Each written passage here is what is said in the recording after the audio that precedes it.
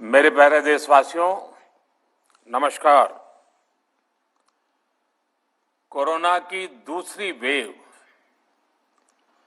और दूसरी वेव से हम भारतवासियों की लड़ाई जारी है। दुनिया के अनेक भारत भी इस लड़ाई के दौरान बहुत बड़ी पीड़ा से गुजरा है। हम में से कई लोगों ने अपने परिजनों को, अपने परिचितों को खोया है। ऐसे सभी परिवारों के साथ मेरी पूरी संवेदनाएं हैं। साथियों, बीते 100 वर्षों में आई ये सबसे बड़ी महामारी है, त्रासदी है। इस तरह की महामारी आधुनिक विश्व ने न देखी थी, न अनुभव की थी। इतनी बड़ी वैश्विक महामारी से हमारा देश कई मोर्चों पर एक साथ लड़ा है। कोविड अस्पताल बनाने से लेकर आईसीयू बेड्स की संख्या बढ़ानी हो, भारत में वेंटिलेटर बनाने से लेकर टेस्टिंग लैब्स का एक बहुत बड़ा नेटवर्क तैयार करना हो, कोविड से लड़ने के लिए बीते 1.25 साल में ही देश में एक नया हेल्थ इंफ्रास्ट्रक्चर तैयार किया गया है। सेकंड वेव के दौरान अप्रैल और मई के महीने में भारत में मेडिकल ऑक्सीजन की डिमांड अकल्पनीय रूप से बढ़ गई थी। भारत के इतिहास में कभी भी इतनी मात्रा में मेडिकल ऑक्सीजन की जरूरत कभी भी महसूस नहीं की गई। इस जरूरत को पूरा करने के लिए युद्ध स्तर पर काम किया गया। सरकार के सभी तंत्र लगे। ऑक्सीजन रेल चलाई गई, एयरफोर्स के विमानों को लगाया गया, नौसेना को लगाया गया। बहुत ही कम समय में लिक्विड मेडिकल ऑक्सीजन के प्रोडक्शन में 10 गुना से ज्यादा बढ़ाया गया। दुनिया के हर कोने से, जहां कहीं से भी जो कुछ भी उपलब्ध हो सकता था, उसको प्राप्त करने का भरसक प्रयास किया गया, लाया गया। इसी तरह जरूरी दवाओं के प्रोडक्शन को कई गुना बढ़ाया गया। विदेशों में जहां भी दवाइयां उपलब्ध हो, वहां से उन्हें लाने में कोई कोर कसर बाकी नहीं छोड़ी गई। साथियों, कोरोना जैसे अदृश्य और रूप बदलने वाले दुश्मन के खिलाफ लड़ाई में सबसे प्रभावी हथियार कोविड प्रोटोकॉल है। मास्क, 2 गज की दूरी और बाकी सारी सावधानियां, उसका पालन ही है। इस लड़ाई में वैक्सीन हमारे लिए सुरक्षा कवच की तरह है। आज पूरे विश्व में वैक्सीन के लिए जो मांग है, उसकी तुलना में उत्पादन करने वाले देश और वैक्सीन बनाने वाली कंपनियां बहुत कम है, इन्हीं गिनी हैं। कल्पना करिए कि अभी हमारे पास भारत में बनी वैक्सीन नहीं होती तो आज भारत जैसे विशाल देश में क्या होता। आप पिछले 50-60 साल का इतिहास देखेंगे तो पता चलेगा कि भारत को विदेशों से वैक्सीन प्राप्त करने में दशकों लग जाते थे। विदेशों में वैक्सीन का काम पूरा हो जाता था, तब भी हमारे देश में वैक्सीनेशन का काम शुरू भी नहीं हो पाता था। पोलियो की वैक्सीन हो, स्मॉल पॉक्स, जहां गांव में हम इसको चेचक कहते हैं, चेचक की वैक्सीन हो, हेपेटाइटिस बी की वैक्सीन हो, इनके लिए देशवासियों ने दशकों तक इंतजार किया था। जब 2014 में देशवासियों ने हमें सेवा का अवसर दिया, तो भारत में वैक्सीनेशन का कवरेज 2014 में भारत में वैक्सीनेशन का कवरेज सिर्फ 60% के आसपास था, 60% के आसपास था। और हमारी दृष्टि में ये बहुत चिंता की बात थी। जिस रफ्तार से भारत का टीकाकरण कार्यक्रम चल रहा था, उस रफ्तार से देश को 100% टीकाकरण कवरेज का लक्ष्य हासिल करने में करीब करीब 40 साल लग जाते हैं। हमने इस समस्या के समाधान के लिए मिशन इंद्रधनुष को लॉन्च किया। हमने तय किया कि मिशन इंद्रधनुष के माध्यम से युद्ध स्तर पर वैक्सीनेशन किया जाएगा और देश में जिसको भी वैक्सीनेशन की जरूरत है उसे वैक्सीन देने का प्रयास होगा। हमने मिशन मोड में काम किया और सिर्फ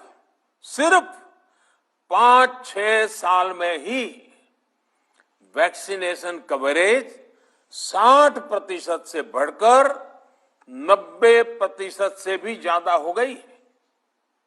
60 से 90, यानी हमने वैक्सीनेशन की स्पीड भी बढ़ाई और दायरा भी बढ़ाया।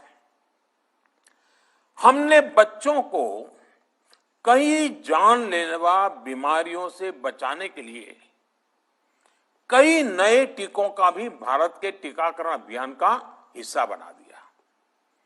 हमने इसलिए किया क्योंकि हमें हमारे देश के बच्चों की चिंता थी, गरीब की चिंता थी, गरीब के उन बच्चों की चिंता थी जिन्हें कभी टीका लग ही नहीं पाता था।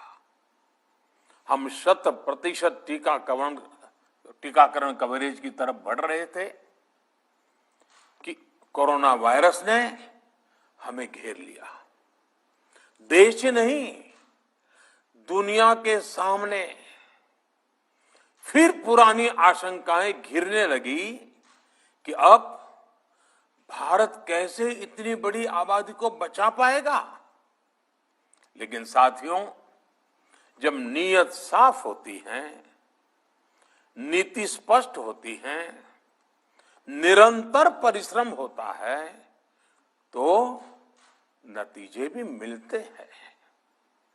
हर आशंका को दरकिनार करके भारत ने 1 साल के भीतर ही एक नहीं बल्कि 2 made in India vaccine launch कर दी। हमारे देश ने, देश के वैज्ञानिकों ने ये दिखा दिया कि भारत बड़े बड़े देशों से पीछे नहीं है। आज जब मैं आपसे बात कर रहा हूं तो देश में 23 करोड़ से ज्यादा वैक्सीन की डोज दी जा चुकी है। 23 करोड़। साथियों, हमारे यहां कहा जाता है विश्वासेन सिद्धिः, विश्वासेन सिद्धिः, अर्थात हमारे प्रयासों में हमें सफलता तब मिलती है जब हमें स्वयं पर विश्वास होता है। हमें पूरा विश्वास था कि हमारे वैज्ञानिक बहुत ही कम समय में वैक्सीन बनाने में सफलता हासिल कर लेंगे। इसी विश्वास के चलते जब हमारे वैज्ञानिक अपना रिसर्च वर्क कर ही रहे थे, तभी हमने लॉजिस्टिक्स और दूसरी तैयारियां शुरू कर दी थी।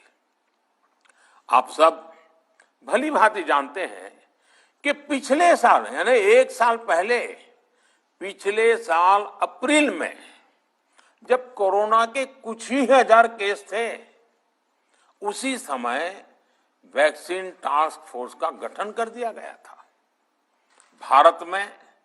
भारत के लिए वैक्सीन बनाने वाली कंपनियों को सरकार ने हर तरह से सपोर्ट किया। वैक्सीन निर्माताओं को क्लिनिकल ट्रायल में मदद की गई, रिसर्च और डेवलपमेंट के लिए जरूरी फंड दिया गया। हर स्तर पर सरकार उनके साथ कंधे से कंधा मिलाकर चली। आत्मनिर्भर भारत पैकेज के तहत मिशन कोविड सुरक्षा के माध्यम से भी उन्हें हजारों करोड़ रुपए उपलब्ध कराए गए। पिछले काफी समय से देश लगातार जो प्रयास और परिश्रम कर रहा है, उससे आने वाले दिनों में वैक्सीन की सप्लाई और भी ज्यादा बढ़ने वाली है। आज देश में 7 कंपनियां विभिन्न प्रकार की वैक्सीन का प्रोडक्शन कर रही है। 3 और वैक्सीन का ट्रायल भी एडवांस स्टेज पे चल रहा है। वैक्सीन की उपलब्धता बढ़ाने के लिए दूसरे देशों की कंपनियों से भी वैक्सीन खरीदने की प्रक्रिया को तेज किया गया है। इधर हाल के दिनों में कुछ एक्सपर्ट्स द्वारा हमारे बच्चों को लेकर भी चिंता जताई गई है। इस दिशा में भी 2 वैक्सीन का ट्रायल तेजी से चल रहा है। इसके अलावा अभी देश में एक नेजल वैक्सीन पर भी रिसर्च जारी है। इसे सिरिंज से न देकर नाक में स्प्रे किया जाएगा। देश को अगर निकट भविष्य में इस वैक्सीन पर सफलता मिलती है, तो इससे भारत के वैक्सीन अभियान में और ज्यादा तेजी आएगी।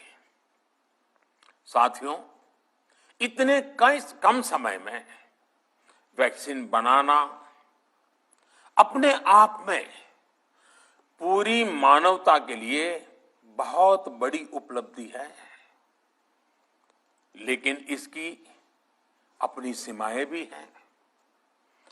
वैक्सीन बनने के बाद भी दुनिया के बहुत कम देशों में वैक्सीनेशन प्रारंभ हुआ और ज्यादातर समृद्ध देशों में ही शुरू हुआ।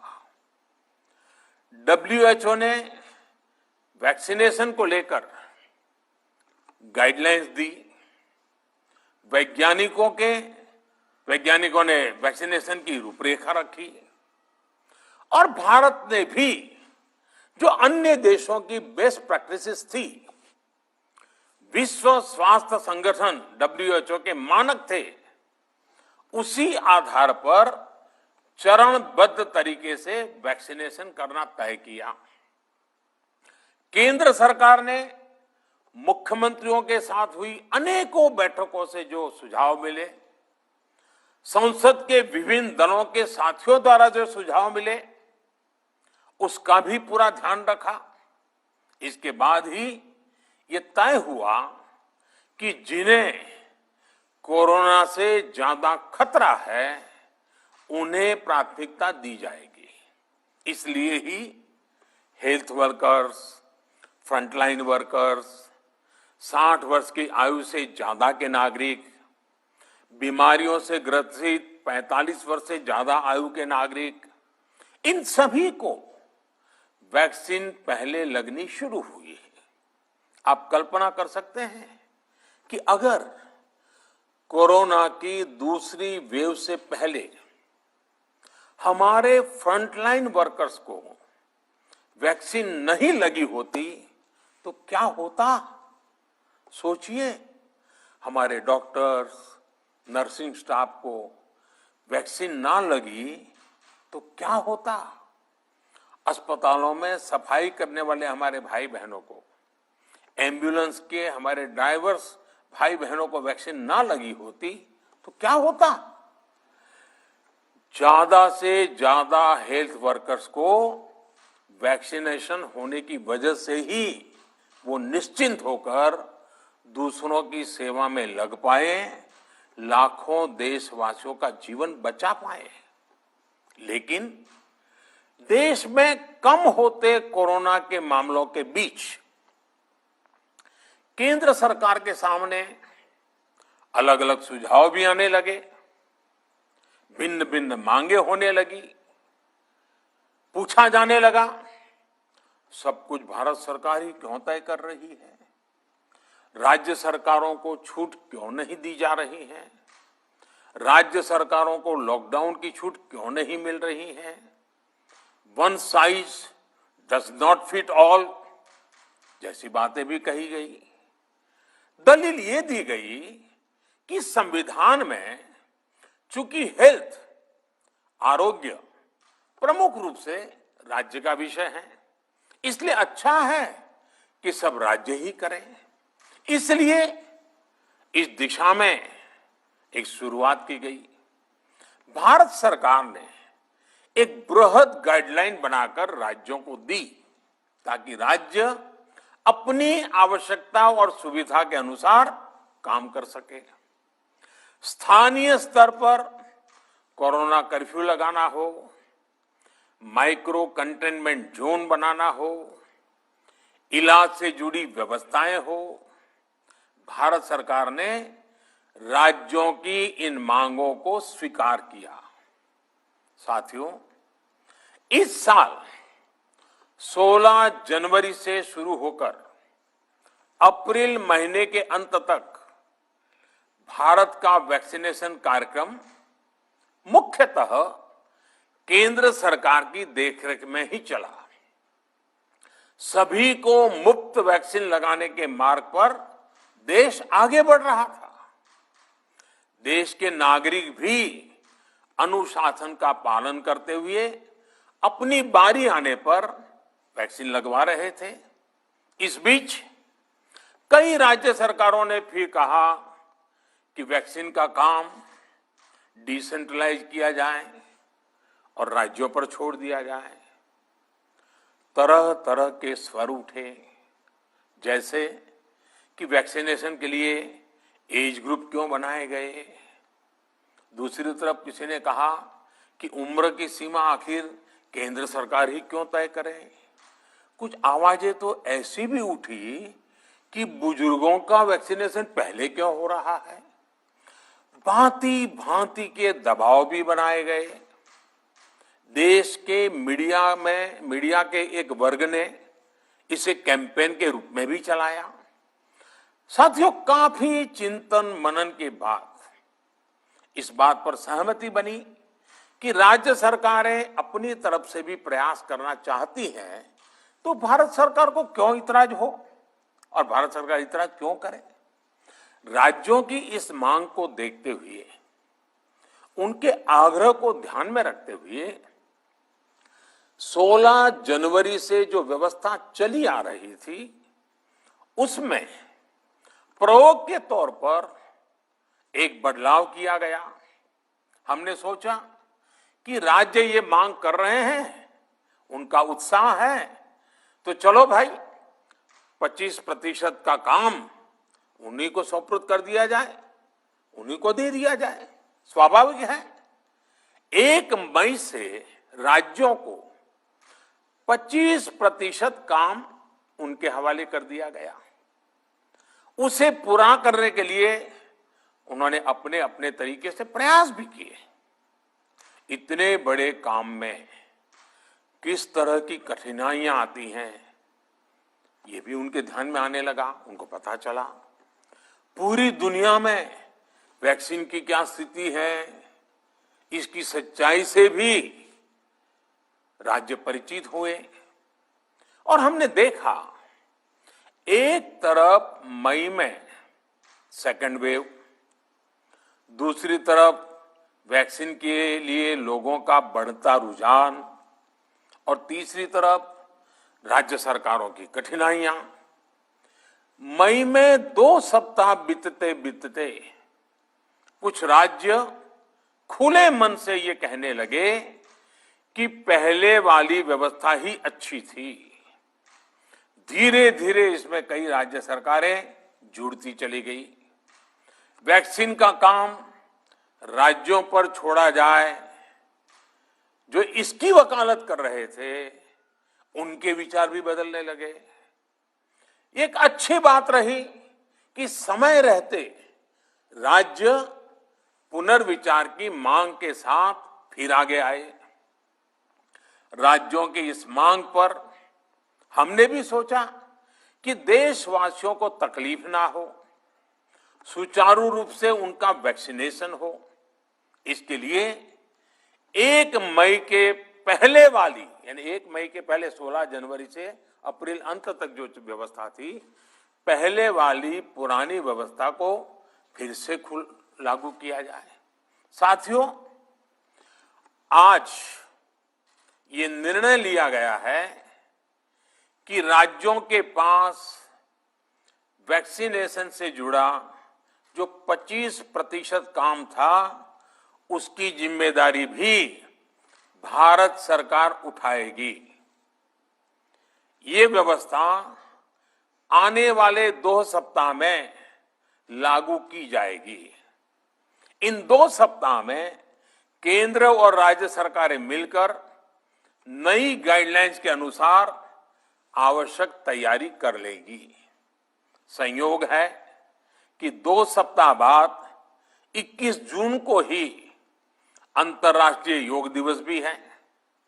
21 जून सोमवार से देश के हर राज्य में 18 वर्ष से ऊपर की उम्र के सभी नागरिकों के लिए भारत सरकार राज्यों को मुफ्त वैक्सीन मुहैया कराएगी। वैक्सीन निर्माताओं से कुल वैक्सीन उत्पादन का 75% हिस्सा भारत सरकार खुद ही खरीदकर राज्य सरकारों को मुफ्त देगी। यानी देश की किसी भी राज्य सरकार को वैक्सीन पर कुछ भी खर्च नहीं करना होगा। अब तक देश के करोड़ों लोगों को मुफ्त वैक्सीन मिली है।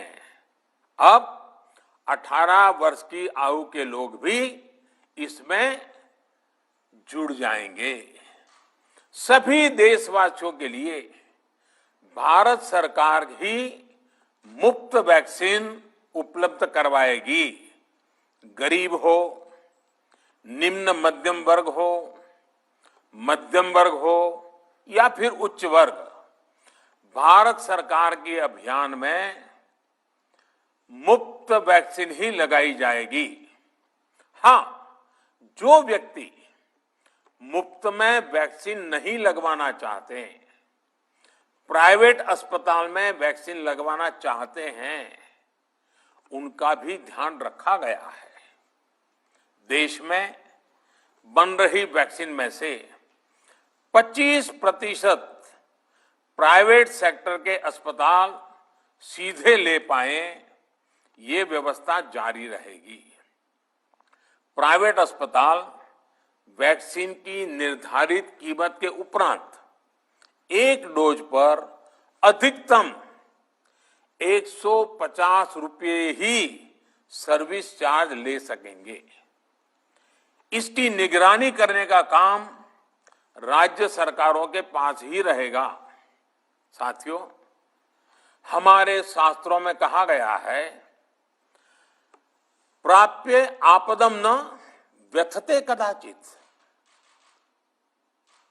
उद्योगम अनु इच्छति चा प्रमत्तः, अर्थात विजेता आपदा आने पर उससे परेशान होकर हार नहीं मानते, बल्कि उद्यम करते हैं, परिश्रम करते हैं और परिस्थिति पर जीत हासिल करते हैं।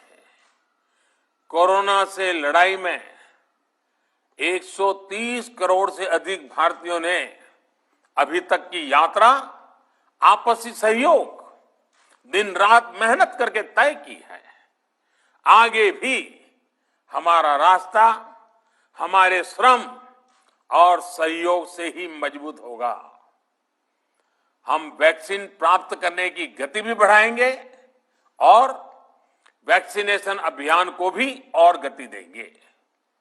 हमें याद रखना है कि भारत में वैक्सीनेशन की रफ्तार आज भी दुनिया में बहुत तेज है, अनेक विकसित देशों से भी तेज है। हमने जो टेक्नोलॉजी प्लेटफॉर्म बनाया है कोविन, उसकी भी पूरी दुनिया में चर्चा हो रही है।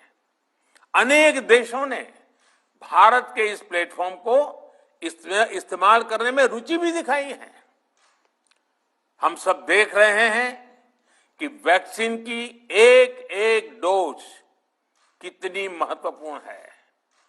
हर डोज से एक जिंदगी जुड़ी हुई है। केंद्र सरकार ने ये व्यवस्था भी बनाई है कि हर राज्य को कुछ सप्ताह पहले ही बता दिया जाएगा कि उसे कब कितनी डोज मिलने वाली है। मानवता के इस पवित्र कार्य में वाद विवाद और राजनीतिक छींटाकशी से ऐसी बातों को कोई भी अच्छा नहीं मानता है।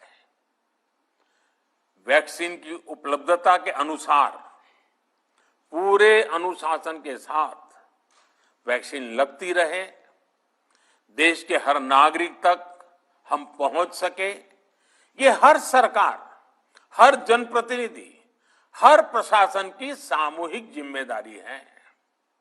प्रिय देशवासियों, टीकाकरण के अलावा आज एक और बड़े फैसले में, उस फैसले से मैं आपको अवगत कराना चाहता हूं।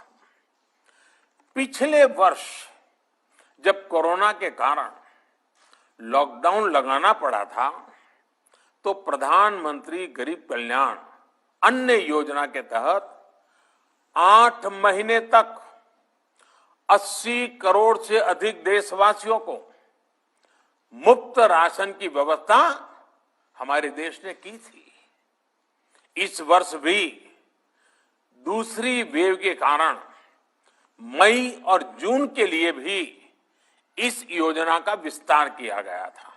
आज सरकार ने फैसला लिया है कि प्रधानमंत्री गरीब कल्याण अन्न योजना को अब दीपावली तक आगे बढ़ाया जाएगा। महामारी के इस समय में सरकार गरीब की हर जरूरत के साथ उसका साथी बनकर खड़ी है। यानी नवंबर तक 80 करोड़ से अधिक देशवासियों को हर महीने तय मात्रा में मुफ्त अनाज उपलब्ध होगा। इस प्रयास का मकसद यही है कि मेरे किसी भी गरीब भाई बहन को, उसके परिवार को भूखा सोना ना पड़े। साथियों, देश में हो रहे इन प्रयासों के बीच कई क्षेत्रों से वैक्सीन को लेकर भ्रम और अफवाहों की जानकारी चिंता बढ़ाती है। ये चिंता भी मैं आपके सामने व्यक्त करना चाहता हूं।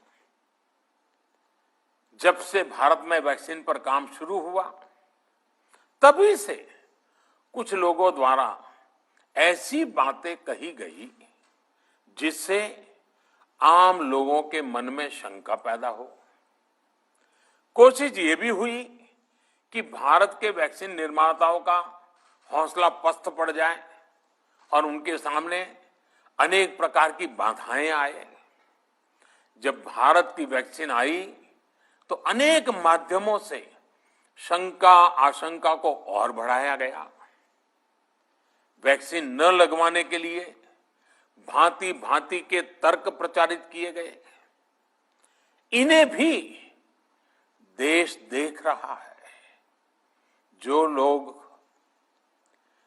वैक्सीन को लेकर आशंका पैदा कर रहे हैं, अफवाहें फैला रहे हैं, वो भोले भाले भाई बहनों के जीवन के साथ बहुत बड़ा खिलवाड़ कर रहे हैं।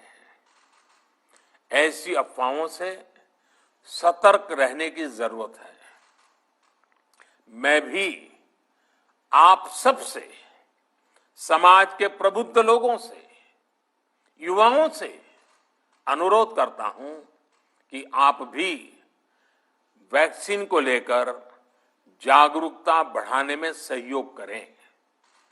अभी कई जगहों पर कोरोना कर्फ्यू में ढील दी जा रही है, लेकिन इसका मतलब ये नहीं कि हमारे बीच से कोरोना चला गया है। हमें सावधान भी रहना है और कोरोना से बचाव के नियमों का भी सख्ती से पालन करते रहना है। मुझे पूरा विश्वास है हम सब कोरोना से इस जंग में जीतेंगे। भारत कोरोना से जीतेगा। इन्हीं शुभकामनाओं के साथ आप सभी देशवासियों का बहुत बहुत धन्यवाद।